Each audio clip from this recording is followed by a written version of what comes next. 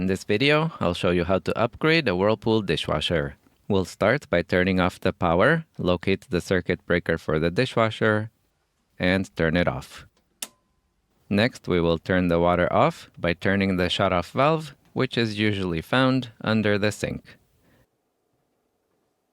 And now we can go ahead and disconnect the water line, place a container under the connection first, and unscrew the nut counterclockwise. Next, we'll disconnect the drain hose from the sink's drain, loosen the clamp, and pull the hose out. And now we're going to disconnect the electrical wire, and to get to it, we'll start by removing the bottom panel first.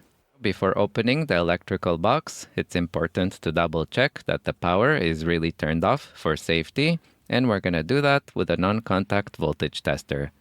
Make sure to follow the instructions included with the tester, and there should be no power detected on the wire here to confirm that the correct circuit breaker was turned off. Now to open the box, remove the screw on the side and remove the cover. And now we're going to loosen the ground screw and unscrew the wire nuts to disconnect the wire. If there's a relief clamp, make sure to loosen it as well. And now the wire is completely disconnected and it should freely come out. Next, we will dismount the brackets. This washer is top mounted, so the mounting screws are right here at the top. If the screws aren't at the top, that means that it's side mounted and the screws can be accessed through the holes on the sides. These brackets were bent up to mount them, so I just have to straighten them here so the washer can come out. And now we'll pull the washer out slowly, making sure that the hoses and the wire don't snag. Now remove the hoses from the cabinet, and we'll tie them to the top of the washer for easy transporting and to prevent water from leaking out. Now to prepare for the new washer, we're going to check that the electrical wire is in good condition, and we'll strip the amount of insulation as indicated in the manual, which depends on the connection type. Once the wire is ready, tape it to the ground in the position shown in the manual, and make sure that it's as close to the ground as possible to avoid touching hot parts underneath the washer. To hook up the new washer, some parts may be required, and I have a Whirlpool installation kit to make sure I have everything I need. Inside the kit, we have a brand new water hose, which is recommended when installing a new dishwasher, and we also have the water outlet and the relief clamp, which are required but not included with the new dishwasher. And to mount the new dishwasher, I also got a Whirlpool mounting bracket, which will make the installation very secure, and it works on any type of countertop, even granite and stone. Alright, so let's get this washer mounted. We'll start by adjusting the height to match the opening under the counter, measure from the floor to the highest point, and we have 33 3/4 inches. Now measure from the floor to the lowest point under the countertop, and that's 34 3/4 inches, which is 1 inch more than the washer, so we're going to raise the washer by 1 inch to make it fit perfectly under the counter. And now, to adjust the height easier, we'll start by tilting the washer on its back. Some water may leak out, so make sure to have a towel handy. Now we'll go ahead and remove the front panel. And now to raise the dishwasher, measure from a fixed point and extend the leg out by the amount required.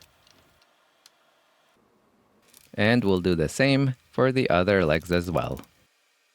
Now for better access to the underside, we will remove the leak detection tray, and to disconnect the leak sensor, press the release tab down and pull it out.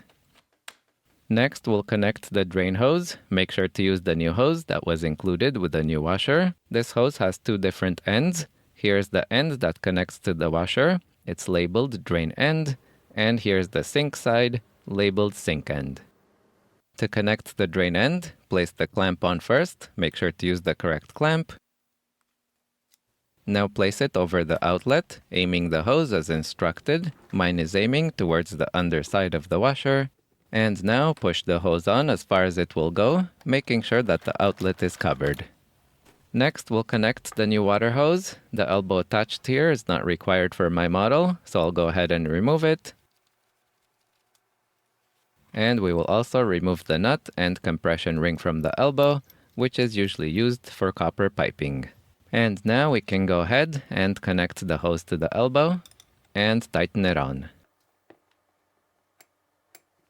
Now we'll install it onto the outlet. Give it a few turns by hand first to make sure that the threads have lined up properly. And once it's hand tight, hold the elbow to prevent it from turning and tighten it down. Next, we'll prepare the electrical box. This box is removable, so I'm going to press the release tab here and slide it out. Now to install the strain relief clamp, unscrew the ring and make sure that the clamp screws are loose. Insert it from the back of the box and put the ring back on and tighten it. And now we'll put the box back on, reconnect the leak sensor, and reinstall the leak tray. Alright, so the washer is almost all ready. We just need to do a quick double check to make sure that it's leveled properly. We'll check the vertical level on the door with the door closed, and that looks nice and level. And we'll check the horizontal level on the top of the frame, and that looks nice and level as well. Make sure to also check that the door opens and closes smoothly without touching the edges. If it's touching, then the legs need to be adjusted to straighten the door. Now we'll install the mounting brackets. I'll be top mounting, so the brackets will go into the slots on the top. But if you want to side mount, you can also insert the brackets into the slots on the sides. To insert the bracket, place it on an angle into the slot and straighten it. And now bend the tab at the back downward to lock it in. And the final step here is to place the insulation back on, and now the dishwasher is ready to be installed. Next, we'll install the new mounting bracket, and to keep this video short, I'll show that in a separate video. Now to install the washer, start by placing the water hose and drain hoses into the cabinet. Line it up, being careful that the leg doesn't run over the electrical wire, and slowly push the washer into the cabinet. Before it fits all the way in, check to make sure that the insulation is not interfering with the spring or the door hinge, and check that the rubber gasket is installed properly by pressing it down. Now pull the drain hose into the cabinet to take up the slack, and push the washer all the way in. Make sure it has fit in as far as it should go. When it's in properly, the gasket should be recessed into the cabinet evenly on both sides. And once it's in place, we can go ahead and install the mounting screws. Next, we'll connect the electrical wire, insert it into the box. And this model uses screw terminals, so we'll bend the stripped ends into a loop, place the screw in the loop, and screw it to the correct terminal. The black wire from the house should connect to the black wire on the washer, and the white wire to the white. Keep in mind that connecting the wires improperly can cause an electrical shock hazard, so make sure to connect them as instructed in the manual. Here's the connection completely done, and we will now go ahead and tighten the relief clamp to secure the wire in place. When connecting the wire, make sure it's routed properly. Mine is below the leak tray here, but I can easily fix this by pulling out the leak tray and moving the wire above. And finally, we'll reinstall the box and close it up. Next, we'll hook up the drain hose. When connecting it, it's important that the hose drops down from the top towards the connection point at the sink to prevent sink water and smells from going into the dishwasher's drain.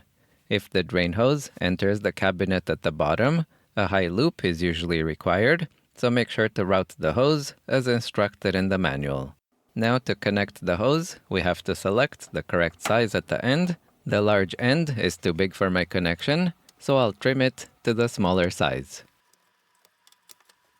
Now place the clamp on first, slide the end over the connector, and tighten the clamp, making sure that it's nice and tight. Now we'll hook up the water supply, start the nut by hand, and tighten it down, making sure not to over-tighten. Tightening too far can cause damage to the rubber seal, so it's very important to tighten just the right amount. Now we'll open the water valve and check the connections to make sure they're not leaking. And the final step is to reinstall the bottom covers. And we'll run one empty cycle to clean out the dishwasher before washing our dishes. If you found this video useful, please make sure to give it a thumbs up. Your support is really appreciated. And consider subscribing to my channel. I'll be posting more videos in the future. Thanks for watching!